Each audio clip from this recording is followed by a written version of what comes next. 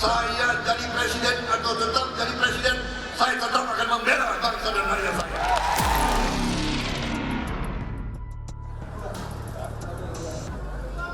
saya. Itu kan pertemuan yang umum aja karena PPSI ada rakernas.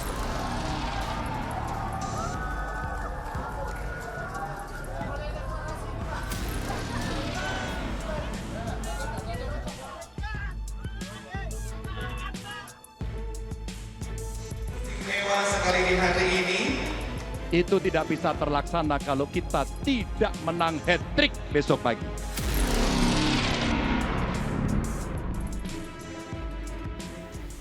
Jawa Tengah gempar, begini hasil survei Indoriset Prabowo, Ganjar dan Anies Baswedan. Kalau chemistry, saya oke sama beliau. Aku berharap sebetulnya saya bersama beliau tadinya. Lembaga Indoriset baru-baru ini merilis hasil survei terkait elektabilitas calon presiden di beberapa daerah dan temuan ini mengguncang peta politik Indonesia. Hasil survei tersebut mengindikasikan bahwa elektabilitas Ganjar Pranowo yang sebelumnya sangat kuat mengalami penurunan signifikan di Jawa Tengah dan Yogyakarta. Sementara itu, Anies Baswedan, Gubernur DKI Jakarta mengalami peningkatan elektabilitas yang signifikan dan ini tampaknya terkait dengan deklarasi Cawapres Muhaimin Iskandar atau yang akrab dikenal sebagai Caimin. Survei ini dilakukan dalam rentan waktu 11 sampai 18 September 2023 dan menggunakan metode multi-stage random sampling. Sampelnya dipilih secara acak dengan memperhatikan berbagai faktor seperti jumlah penduduk, distribusi sampel per provinsi, penduduk pedesaan dan perkotaan serta jenis kelamin. Dalam survei ini, sebanyak 1.200 sampel diwawancara secara tatap muka dengan menggunakan kuesioner terstruktur. Hasil survei ini memiliki margin of error atau MOE sebesar kurang lebih 2,8% pada tingkat kepercayaan 95% yang menunjukkan tingkat keakuratan data dalam survei tersebut. Menurut peneliti Indoriset Rocky Arbi, elektabilitas Anies Baswedan mengalami kenaikan yang cukup signifikan di Jawa Tengah dan Yogyakarta. Dari 8,3% menjadi 14,4%, Rocky menjelaskan bahwa Anies juga mengalami kenaikan dukungan di beberapa wilayah lain seperti Jawa Timur, Bali, Nusa Tenggara, Sulawesi, dan Gorontalo. Faktor utama yang dapat diidentifikasi sebagai penyebab kenaikan ini adalah deklarasi Cawapres Muhaimin Iskandar dan dukungan dari Partai Kebangkitan Bangsa PKB ke dalam koalisi. Ini terutama tampak dari kenaikan elektabilitas Anies di Jawa Timur yang merupakan kontribusi terbesar untuk peningkatan tersebut. Sementara itu, elektabilitas Ganjar Pranowo yang sebelumnya kuat mengalami penurunan di Jawa Tengah dan Yogyakarta.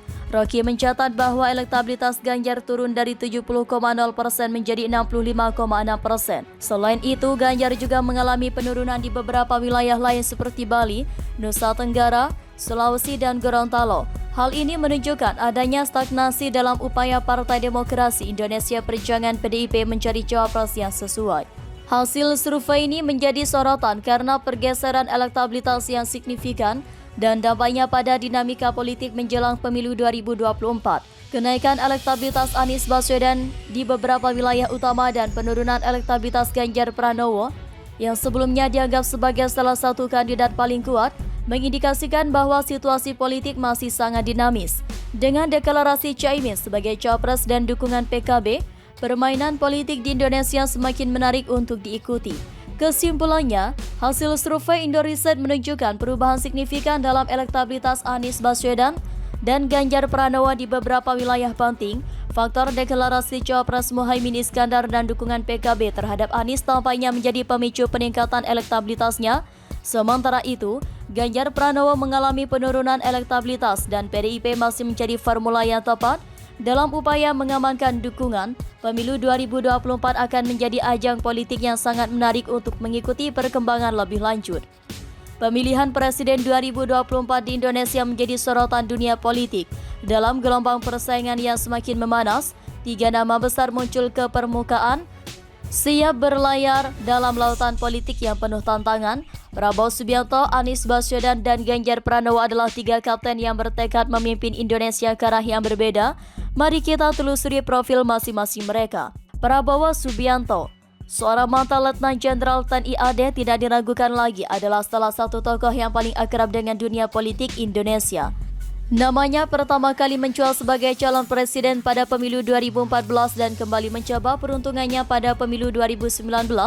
Meskipun belum meraih kemenangan dalam dua percobaan tersebut, Prabowo tetap tampil sebagai pemain utama dalam arena politik tanah air. Kemudian Anies Baswedan adalah Gubernur DKI Jakarta yang berhasil mencuri perhatian publik secara nasional. Sebelum memimpin Jakarta, Anies adalah seorang akademisi dan sempat menjabat sebagai Menteri Pendidikan dan Kebudayaan dalam Kabinet Indonesia Maju. Kiprahnya di ibu kota terutama dalam hal pembangunan infrastruktur dan program sosial menimbulkan banyak perbincangan. Salah satunya adalah elemen yang membuat Anies menarik adalah keterlibatannya dalam isu-isu pendidikan dan perumahan di Jakarta. Dukungan kuat yang dimilikinya di berbagai daerah terutama di Jawa Barat memberikannya basis yang solid. Namun tantangan terbesarnya adalah meyakinkan pemilih nasional untuk mendukungnya dalam pemilu 2024. Ganjar Pranowo, Gubernur Jawa Tengah, adalah salah satu calon yang patut diperhitungkan yang memiliki basis dukungan yang kuat di Jawa Tengah dan salah satu provinsi terbesar dan paling berpengaruh di Indonesia. Kepemimpinannya yang mendengarkan dan responsif terhadap kebutuhan rakyat membuatnya populer. Salah satu kelebihan Ganjar adalah popularitasnya yang stabil di Jawa Tengah. Ia berhasil memenangkan pemilihan Gubernur Jawa Tengah 2 kali secara berturut-turut. Namun tantangan terbesar bagi Ganjar adalah memperluas basis dukungan nasionalnya dan bersaing dalam tingkatan nasional. Pemilihan Presiden 2024 di Indonesia akan menjadi momen krusial dalam menentukan arah politik negara Indonesia untuk 5 tahun ke depan dengan 3 calon presiden potensial yang kuat, yaitu Prabowo Subianto, Anies Baswedan, dan Ganjar Pranowo. Persaingan akan semakin sengit, setiap calon memiliki karakteristik dan dukungan yang berbeda, dan hasilnya akan sangat ditentukan oleh bagaimana mereka memanfaatkan keunggulan masing-masing dan meraih dukungan pemilih. Mari kita saksikan perkembangan politik selanjutnya dan siapapun yang terpilih, semoga dapat memimpin Indonesia maju menuju masa depan yang lebih baik.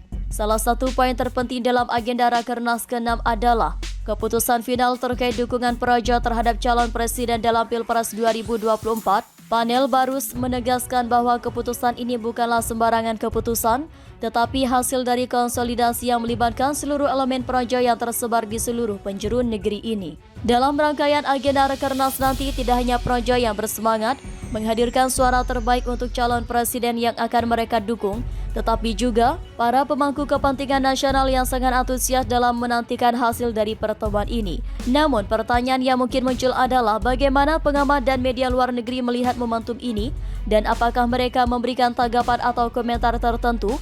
Salah satu media luar negeri yang cukup aktif dalam melaporkan perkembangan politik di Indonesia adalah The New York Times. Mereka telah mengikuti perjalanan politik Indonesia dengan cermat, khususnya terkait Pilpres. Komentar dari The New York Times mengenai Rakernas Projo.